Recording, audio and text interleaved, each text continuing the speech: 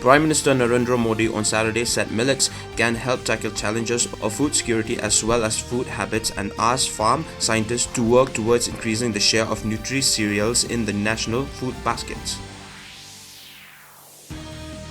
Prime Minister Narendra Modi and Prime Minister Sheikh Hasina of Bangladesh will inaugurate the India-Bangladesh Friendship Pipeline on Saturday via video conference. Union Home and Corporation Minister Amit Shah said by the year 2023, India's shares in the global dairy sector is all set to increase up to 33%.